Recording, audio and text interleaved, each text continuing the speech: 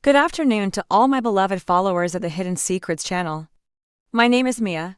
I'm 24 years old with long blonde hair and green eyes. Life has taken an unexpected turn recently, in ways I never imagined. It all started when I began looking after my father-in-law, Oliver, and little did I know that decision would forever change my life. It's funny how life can throw us into the most unpredictable situations. This journey began a few years ago when I married Austin, my high school sweetheart. We had a wonderful relationship built on love and trust, but like many marriages, routine slowly crept in. Austin, always so devoted to his career, began traveling more for work, leaving me alone for longer periods. At first, I tried to keep myself busy, but the loneliness eventually became overwhelming. The house, once filled with laughter and shared moments, now echoed with silence. I longed for something, for a spark, a rush of emotions that seemed to have disappeared from my life. Oliver, my father-in-law, had always been a man who commanded attention.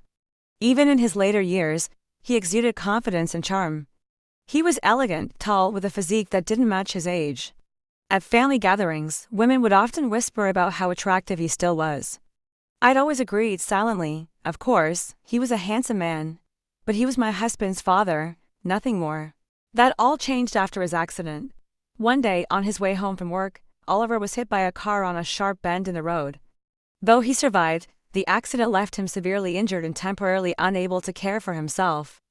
Austin was about to leave on another business trip and, with no hesitation, begged me to look after his father while he was away. I couldn't refuse. It was the least I could do for the man who had been so kind to my husband and me. I had no idea that this decision would lead me down a path I couldn't have predicted. The first night I cared for Oliver, I was filled with a strange mix of anxiety and responsibility. There I was, by his bedside, ready to assist with whatever he needed. He was still in pain and moved slowly, his injuries making even the simplest tasks difficult. I helped him eat, cleaned his room, and ensured he was comfortable. But throughout the evening, I couldn't shake the feeling that he was watching me. His gaze was different, more intense. Oliver had always been a man of few words, but that night, there was something in his eyes, something that made me feel a way I had never felt before. At first, I brushed it off, thinking it was just the awkwardness of the situation. But as the days passed, I noticed it more often. We started talking more. Little by little, he began opening up in ways he never had before, probably due to his vulnerability. He complimented me often, saying how lucky Austin was to have such a caring wife. His words seemed innocent at first, but soon, there was a shift. A subtle change that made me question the boundaries between us. One night, as I helped him into bed, I felt it even stronger. I was adjusting his pillows when I realized his eyes were fixed on me, unblinking, almost as if he could see through me. My heart raced, and I hurried out of the room, trying to shake off the feelings that were beginning to stir inside me. The next night, the tension between us grew. It was undeniable now. Every glance, every touch, seemed charged with something I didn't know how to handle. I felt guilty, like I was betraying Austin's trust, but at the same time, I couldn't help but feel excited. I knew it was wrong, but the desire inside me was building with every interaction. Then came the night that changed everything.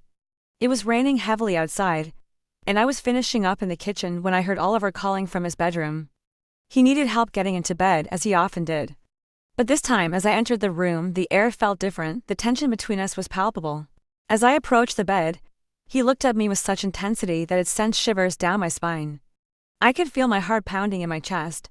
As I reached to adjust his blanket, his hand brushed my waist. For a moment, I was frozen. His touch was gentle, but it ignited something inside me. My mind screamed at me to pull away, but my body betrayed me. Before I could process what was happening, he pulled me closer, his hands firm but tender. Our faces were inches apart, and in that moment, the unspoken tension between us became impossible to ignore. His lips met mine, and everything else faded away. It was a kiss filled with passion, a kiss that made the world stop for just a moment. In that instant, I knew I had crossed a line, but I couldn't stop. The flood of emotions, the rush of desire was too powerful to resist. I pulled away, breathless, my mind swirling with confusion and excitement. As I stood there, looking into his eyes, I realized this wasn't just a fleeting moment. Something had changed between us, something that couldn't be undone. But before I continue with this story of forbidden desire, don't forget to leave a like and subscribe to the channel. I couldn't resist. I closed my eyes, letting the moment take over completely. The heat of the kiss surged through my body, melting away any sense of control I thought I had. Guilt was there, lingering like a shadow at the back of my mind, but the sheer intensity of the pleasure, the rush of adrenaline, was undeniable. Oliver held me tightly, pulling me close as if the world around us had faded into nothing. When we finally pulled away, breathless and shaken, I looked into his eyes, searching for some sign of regret, but there was none. Instead, what I saw reflected in his gaze was a shared understanding, an unspoken acknowledgement that we had crossed a line that couldn't be uncrossed. And yet, instead of regret, there was excitement and intoxicating thrill that came from the risk, the forbidden nature of what we'd done. It made everything more intense, more dangerous, and undeniably more addictive. That fleeting moment wasn't just a kiss. It awakened something much deeper inside me, a craving that left a lingering taste of desire, making me yearn for more.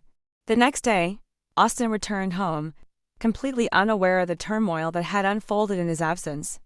I was a nervous wreck, my heart pounding with fear that he might somehow sense what had happened. But to my surprise, he was his usual self, greeting me with a soft kiss and a tender embrace, completely oblivious to the storm of emotions swirling inside me. He didn't suspect a thing. His obliviousness gave me a brief sense of relief, but it also emboldened me.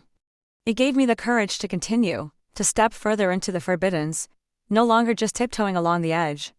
I knew I had done something wrong, something that could destroy everything I've discovered, but the thrill, the sheer excitement of living on the edge was irresistible. From that moment on, my life became a balancing act between two worlds. By day, I was Austin's perfect wife, loving, attentive, keeping our home in order, smiling as if nothing had changed. But behind closed doors, especially during visits to my in-laws' house, my relationship with Oliver continued to deepen. We never needed words, our glances alone conveyed everything. One look was enough to reignite the tension that simmered between us. During family gatherings, I felt his eyes on me. Even the briefest touch as we passed each other in the hallway sent shivers down my spine, and I knew he felt it too. Every touch, every glance, held a charge of electricity that neither of us could ignore. And the more we tried to resist, the stronger the pull between us became. It was like a fire that couldn't be extinguished. We were playing a dangerous game, and the possibility of being caught only made it more exhilarating.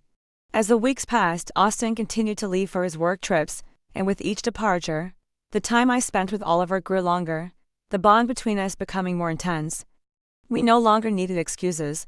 He would find ways to see me, whether through doctor's appointments or family events, and each time we were alone, the tension exploded into passion. The more time I spent with Oliver, the more I realized that our connection went far beyond the physical. He understood me in ways that Austin never had, not because Austin didn't care, but because Oliver had become something more to me, a confidant, a protector, someone who filled an emotional void I hadn't even known existed.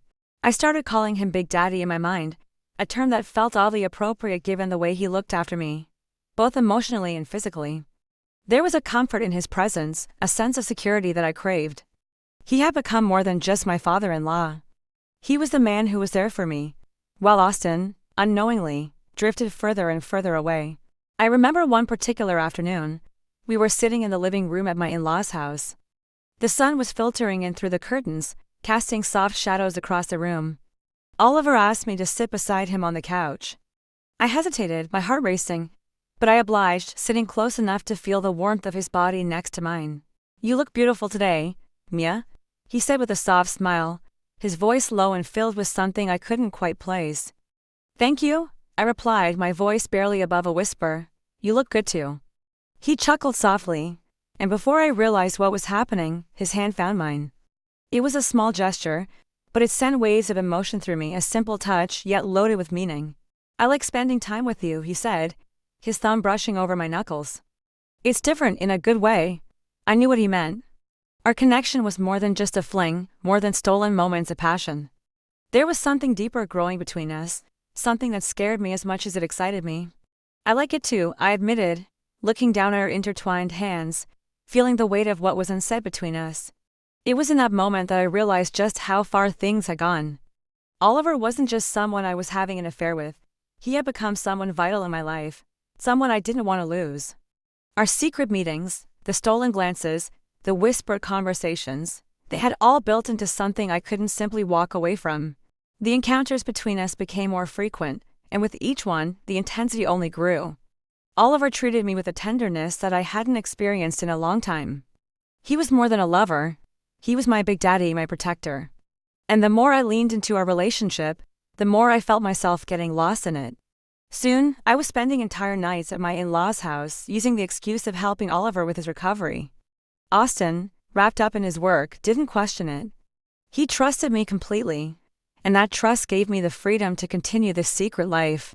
As time went on, Oliver became a constant presence, filling the gaps Austin left behind. We spent hours together, talking, laughing, sharing stories. He would tell me about his younger years, about the adventures he had before life settled into routine. His stories fascinated me, pulling me deeper into the world we were creating together, a world where there were no consequences, only the thrill of the present moment. The more time I spent with Oliver, the more I realized how much he meant to me. It wasn't just about the physical connection anymore. There was an emotional bond that I couldn't ignore, a sense of belonging that I hadn't felt in years. But even as I fell deeper into this affair, the reality of my double life weighed heavily on me. I knew I was playing a dangerous game, one that could unravel everything if it ever came to light. Yet, despite the risks, I couldn't stop. The thrill, the adrenaline, the sheer excitement of it all was too addictive. Our secret meetings became routine, a part of my life that I couldn't imagine giving up. And as much as I tried to convince myself that I could stop, deep down I knew the truth. I was too far gone. The line between right and wrong had blurred beyond recognition, and I was trapped in a web of my own making. The days that followed were a whirlwind of emotions. Each time I saw Oliver, the fire between us only grew stronger, more intense.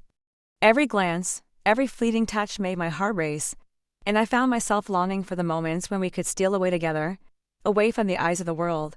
There was something intoxicating about our secret. The forbidden nature of it, the thrill of sneaking around under Austin's nose, made everything more exciting. I knew we were walking a fine line, but I couldn't stop myself. The pull towards Oliver was like gravity, irresistible and all-encompassing. I started making excuses to see him more often. It was easy, really. After all, he was family, and no one questioned my frequent visits to his house under the guise of helping him recover from his ailments. Oliver played his part well, too, always finding ways to create moments for us to be alone. One afternoon, after we had spent hours tangled in each other's arms, Oliver looked at me, his eyes serious in a way that sent a shiver down my spine. "Julia," he said softly, his fingers tracing patterns on my skin, "we can't keep doing this forever. Sooner or later, someone is going to find out." I knew he was right, but the thought of ending things with him was unbearable.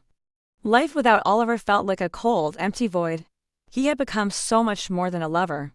He was my confidant, my escape, the one person who made me feel truly alive. "I don't want to think about that," I whispered, pressing my lips to his, trying to lose myself in the moment again, to forget the reality that loomed over us.